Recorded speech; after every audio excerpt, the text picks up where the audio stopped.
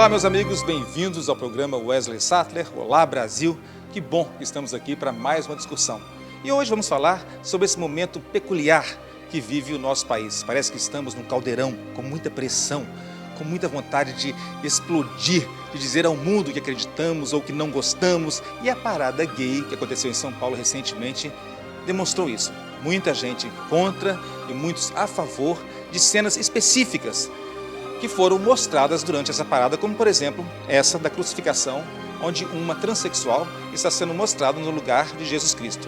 Muitas pessoas detestaram essa cena, outros tomaram isto como motivo para a guerra e muitos aceitam isso como um chamado para o entendimento, para a conversa, enfim, para o diálogo. E é isso que vamos tentar mostrar no programa de hoje. Olhem só o que espera vocês, um debate daqueles. Porque a cruz, para parte desse mundo cristão, é algo que não poderia receber aquele tipo de pessoa, de personagem que está lá representando um movimento que é um movimento contrário ao que a Bíblia fala sobre isso. Essa representação por uma mulher transexual incomoda bastante, né? Porque eu pergunto para as pessoas que estão nos acompanhando nesse debate tão importante: onde é que estão as transexuais, as travestis? Qual é o lugar comum que elas estão colocadas? O radicalismo de um grupo leva ao radicalismo de outro grupo, ou pelo menos de membros desses grupos, que afinal de contas nós não estamos falando de um grupo homogêneo, né, de grupos homogêneos. Porém, eu achei uma grande falta de respeito com a cruz, com o Jesus que nós carregamos dentro, né, do nosso coração como um Jesus vivo. Já estamos no ar e você não pode perder esta edição. Polêmica? Sim. Esclarecedora? É o que esperamos.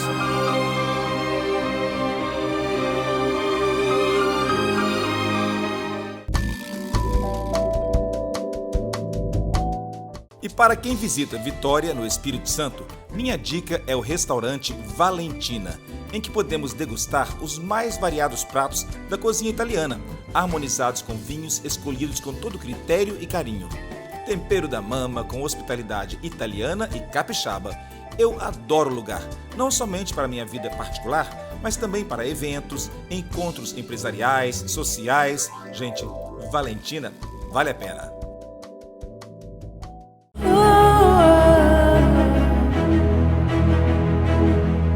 Um pastor evangélico, um educador voltado para assuntos de diversidade e gênero, uma socióloga e uma imagem forte que tem sacudido o Brasil desde a última parada gay em São Paulo, um transexual na cruz. No programa de hoje, estamos tentando entender esse angu de caroço gerado por discussões acaloradas em torno da liberdade de expressão, seus limites ou falta deles. E o primeiro que vamos colocar na fervura é o pastor Albério Brito, da Igreja Presbiteriana, um ramo dos chamados evangélicos tradicionais. As perguntas dirigidas a ele também serão comentadas pela socióloga Manuela Vieira Blanc e o coordenador de um curso universitário sobre gênero e diversidade, o Toninho Lopes. O que tocou e irritou no mundo evangélico? Foi o fato de uma transexual estar numa cruz, no lugar onde Cristo Jesus esteve? É isso que tocou? É isso que irritou?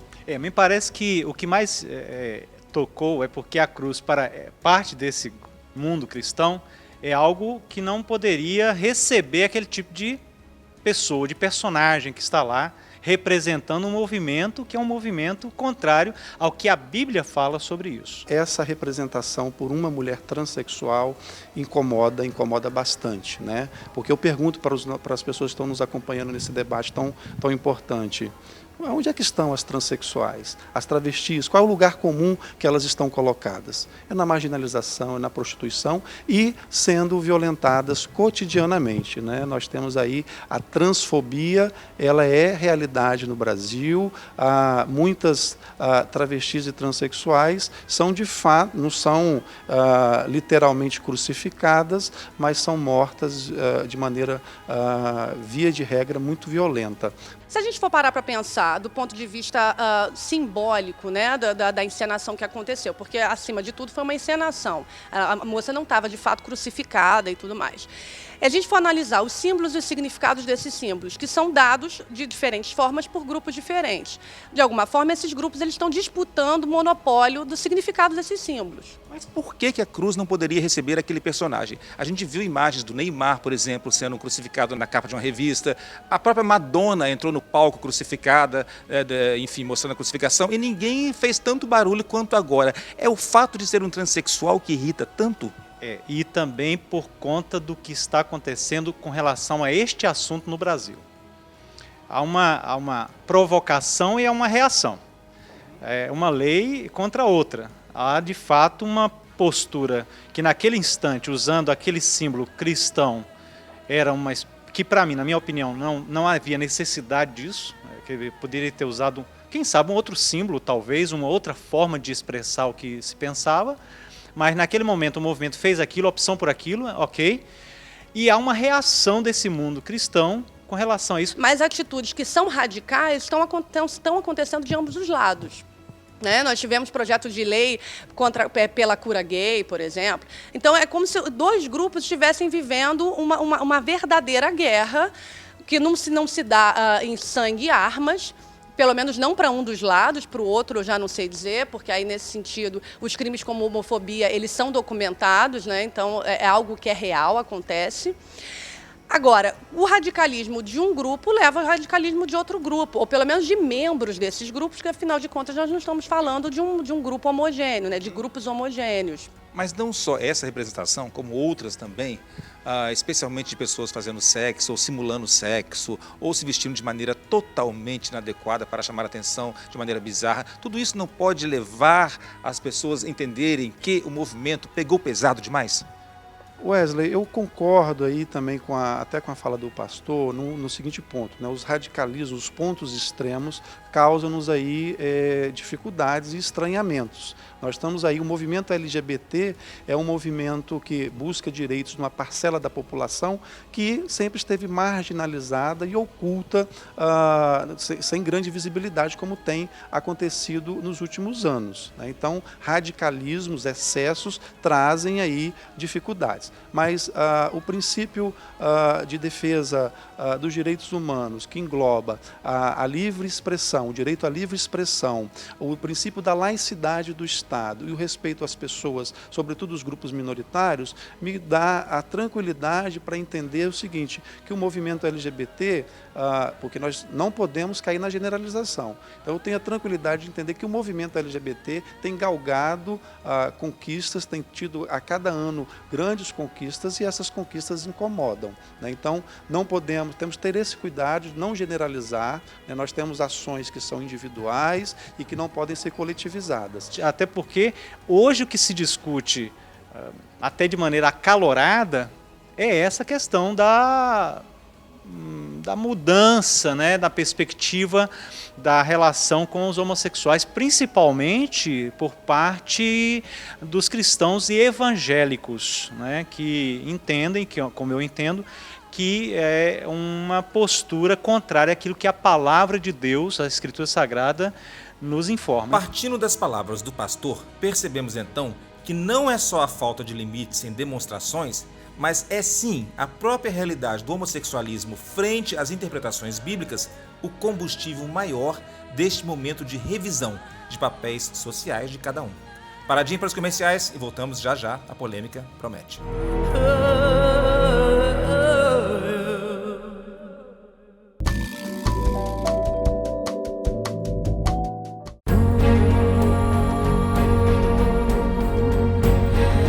Esta é a imagem da discórdia e, portanto, o ponto de partida para o nosso debate de hoje. Continuando, o pastor Albério, da Igreja Presbiteriana, explica agora suas razões para discordar da presença do transexual na cruz. Questionado sobre que diferença faz entre esta imagem já mostrada e esta agora do Neymar na cruz, ele responde: nesse instante, nesse momento, não é tão importante, por exemplo, que o Neymar fosse crucificado. O Neymar não representa uma postura, o Neymar figura, não representa um risco para a perspectiva cristã de uma personalidade. Mas espera aí, pastor, o bandido, o ladrão que foi crucificado junto com Jesus, ele representa um risco à sociedade e ele foi crucificado também. Sim. A cruz é por isso que eu disse, a cruz não é para nós reformados um objeto sagrado, porque a cruz é um lugar de maldição. Se fosse fazer uma leitura muito clara do que aconteceu no movimento, aquele transexual estaria em um lugar de maldição. Mas a cruz tomou uma nova conjectura ao longo da história. Ela passou de ser um lugar de maldição para representar o cristianismo. A redenção. A redenção. A cruz representa, hoje em qualquer lugar que você chegue, a cruz representa a figura de Cristo, né? Ela traz emblematicamente a figura de Cristo ali. Então, naquele instante que Jesus foi crucificado com os ladrões, sim, a cruz era um lugar de maldição. Mas ao correr da história, ela se torna um lugar que para nós é uma representação. Para grande parte do cristianismo, um lugar sagrado, quer dizer, ninguém pode tocar na cruz, ninguém pode pensar na cruz de outra forma. E para parte do cristianismo, um símbolo importante, um símbolo representativo. Tanto é que ela está nas igrejas, ela está dentro dos lugares que são considerados lugares religiosos para o cristianismo, né? Então, nesse sentido, a cruz foi, à luz do que o cristianismo geral pensa, ela foi vilipendiada naquele instante. Ela foi atingida. E por ser atingida nesse instante, como símbolo de uma nação, de um povo, então houve essa reação e há essa reação, que eu acho que vai caminhar em vários sentidos. De qualquer forma, do ponto de vista sociológico, estamos sim no movimento de grande burbulho, né, de grande discussão, mas que tende, ao menos, a um debate sobre o assunto. Infelizmente, os fundamentalistas religiosos, e aí veja bem, eu estou tomando cuidado de falar fundamentalista para não rotular aí todo evangélico de fundamentalista, né? Em todas as religiões nós temos pessoas aí fundamentalistas. O que eu fico entristecido também, até para me apropriar aqui e comparar com o que o pastor colaborou aqui nesse debate, eu também me sinto entristecido porque o lado de lá, né, os nossos opositores, os fundamentalistas, têm usado da desinformação, têm usado da confusão, né? Então, por exemplo, nesse episódio recente ocorrido na parada LGBT, colocaram outras ações, como por exemplo da Marcha da Vadia, em outras situações, outros excessos, que eu pelo menos considero como excesso. Mas eu acho que devemos ter o respeito pela livre expressão das pessoas e que cada pessoa, ou cada grupo, cada organização assuma as consequências do seu ato. Bom, o que a gente considera como crucificação? Como que esse termo é utilizado na linguagem corrente? Nós utilizamos o termo apesar de não crucificarmos pessoas, em sentido literal, né? Pregar na cruz. Agora, a crucificação, ela tem uma representação simbólica, e aí é utilizada no seu termo corrente, que vai dizer respeito ao sacrifício ou ao suplício, né? Ao sofrimento. Perseguição e morte. A perseguição e morte. Vemos uma cruz com um significado, com um texto escrito muito claro, que é um texto que prevê, solicita o combate à homofobia. Esse é um elemento em pauta pelos movimentos LGBT. Né, a necessidade de que se crie uma lei específica contra crimes contra a homofobia. É crime atualmente, mas dentro de uma lei mais ampla que vai implicar na criminalização por discriminação. Agora, há pouco tempo, nós tivemos a promulgação da lei contra o feminicídio, que são crimes cometidos com base numa discriminação de gênero. Um dos assuntos em pauta pelo movimento LGBT é a criminalização da homofobia como crime específico, o que implica em maiores penas e maiores repercussões e também uma forma de tentativa de controle dessas ações que é mais direcionada. A laicidade do Estado garante a diversidade de pensamento e de vivência religiosa e de expressão e até de não expressão religiosa, né? Então, mas esse limite do direito de um e de outro tem que ser respeitado e no momento que tem conflitos é preciso buscar sanear e achar medidas conciliatórias. É um clamor por respeito, é isso? Essa é outra questão. Primeiro foi uma indignação, né? Primeiro uma reação de indignação. Depois eu creio que nós vamos caminhar para entender os dois lados, a partir do momento que eu digo o seguinte: bom, se o movimento deve defender um respeito pela opinião alheia, pela opinião deles, por exemplo, é necessário que eles respeitem a opinião dos outros também, a postura dos outros. Então, se houver respeito mútuo, não é, necessariamente esse conflito vai se amainar. Vai se avançar, né? Se houver um respeito mútuo em qualquer que seja a manifestação da agora para diante, uma sabedoria em usar o que se tem para expressar o que se quer, então nós vamos chegar a ter, de fato, tranquilidade. Agora, se houver uma reação, né, se houver ainda um recrudescimento, insistir, isso não vai levar a nada. Você crê que em algum momento essa conjuntura social, principalmente econômica, que o Brasil vive, esteja colaborando para esses ânimos ficarem tão exaltados e buscarem um bode expiatório, buscarem uma maneira de tirar de si toda essa pressão? Bom, as mobilizações elas já vinham acontecendo há mais tempo, né? Quando as manifestações chegaram ao Brasil, em julho de 2013, elas já vinham acontecendo em outros países. E, bom, o que aconteceu na prática foi que as pessoas se lembraram de como uma mobilização ela pode ter implicações práticas interessantes. E aí, bom, eu imagino que uma situação de crise econômica, ela de fato leva a uma instabilidade, inclusive moral, nas pessoas, quando ela de fato acontece, sobretudo, né? Porque, bom, aí são outras questões, são outros debates. Você tem uma sociedade com alto índice de desemprego, algumas pesquisas demonstram como que isso pode implicar no aumento de outros tipos quer dizer, de alguns tipos de conflito ou de crime mesmo. Agora, mais do que uma questão econômica, eu acho que a gente vive um debate moral que é crítico, de alguma forma, né? Alguns grupos extremamente conservadores, e aí isso se reflete no Congresso, por exemplo. Nós temos uma bancada evangélica, não dizendo que sejam representantes de uma mesma questão, de uma mesma agenda, mas é uma bancada evangélica no Estado laico. Então, conscientemente ou não, os eleitores eles colocaram líderes religiosos como representantes políticos, o que favorece também a inserção de uma agenda conservadora do ponto de vista moral. E, ao mesmo tempo, os grupos sociais que já vinham se organizando nos últimos anos,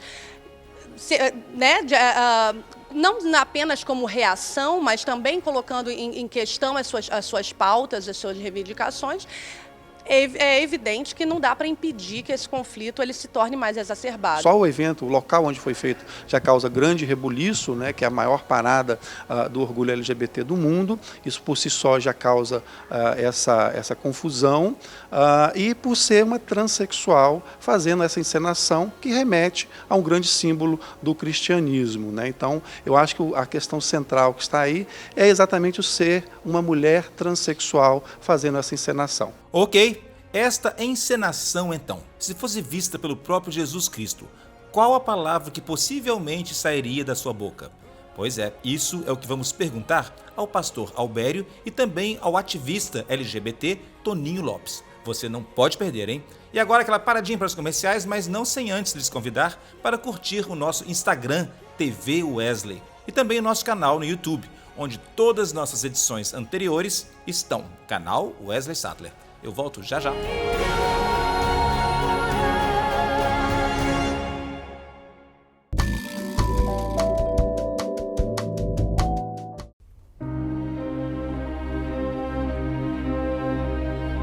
Dando continuidade ao nosso debate de hoje sobre a polêmica da Parada Gay de São Paulo, especialmente por conta desta imagem, vamos dar voz agora àqueles que se sentem indignados por esta ação.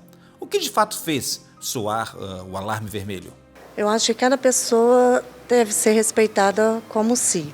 Porém, eu achei uma grande falta de respeito com a cruz, com o Jesus que nós carregamos dentro, né, do nosso coração como um Jesus vivo.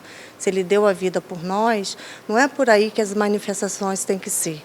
E sim, então está faltando muito respeito de todo o ser humano. Eu acho correta a democracia, sou a favor, nós somos um país democrático, mas eu acho que foi uma cena desnecessária, não precisaria tanto.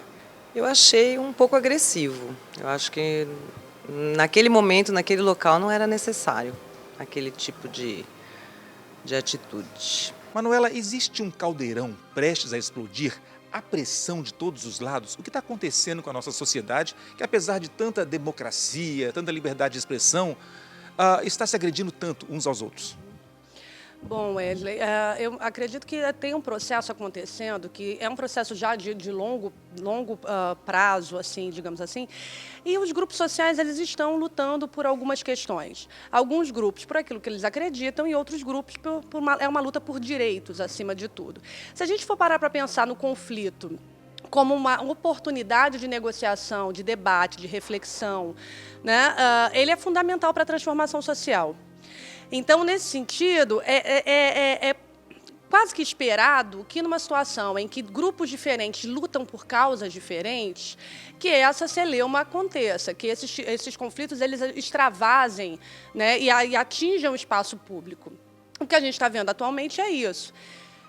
E no que se refere ao movimento que a gente está discutindo no programa de hoje, é possível observar, por exemplo, como essa atitude é uma atitude que reflete, sobretudo, um posicionamento político. A questão em torno do respeito, da liberdade de expressão, dos limites, vai girar em torno das representações ou da forma como esse evento foi percebido por diferentes grupos. Né? E aí leva a uma maior polêmica. Novamente, numa situação de conflito, em que grupos sociais lutam por seus interesses ou defendem suas causas, a polêmica é uma ferramenta fundamental, novamente, para trazer o debate à tona. Sem dúvida, trata-se de uma imagem bastante forte. E se é para engrossar esse caldo, agora vai aquela perguntinha que não quer calar. Pastor, a gente sabe que uma coisa não justifica a outra, então não é esse o ponto que eu quero falar aqui agora a partir dessa minha próxima pergunta. Mas a gente sabe também que não só os evangélicos, mas muitos cristãos, de maneira geral, já que o senhor falou em mácula, têm maculado o nome da cristandade, sendo corruptos, sendo políticos imperfeitos ao extremo.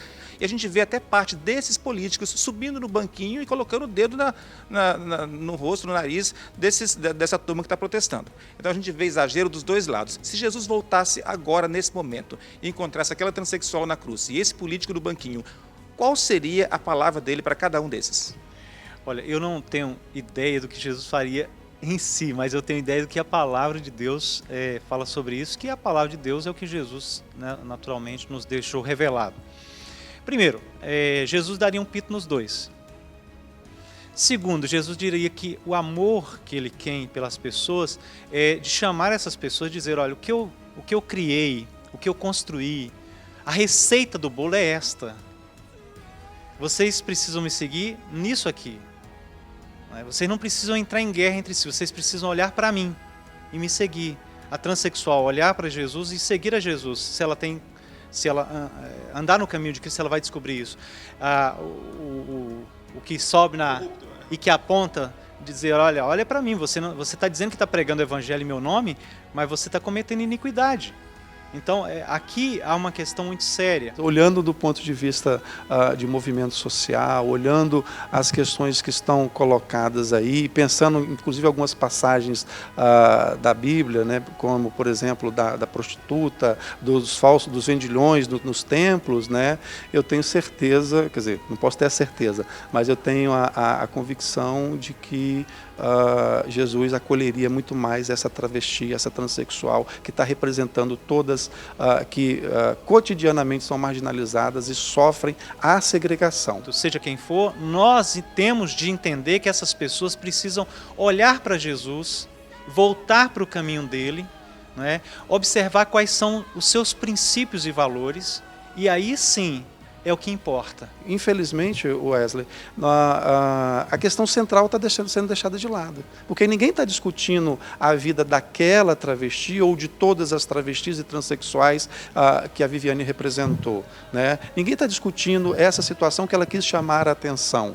Né? Ela está discutindo a crucificação, ou o uso, a blasfêmia, ou talvez o ato blasfêmico que ocorreu. Mas o cerne da questão, que é onde estão, como são tratadas, como são acolhidas ou não as travestis e transexuais, ninguém está falando. Né? Então, Jesus, eu acho que chamaria atenção para esse ponto. Porque o que é a mais do que isso é opinião pessoal. O que é a mais do que isso, muitas vezes, é o próprio orgulho. O que é a mais do que isso é a arrogância.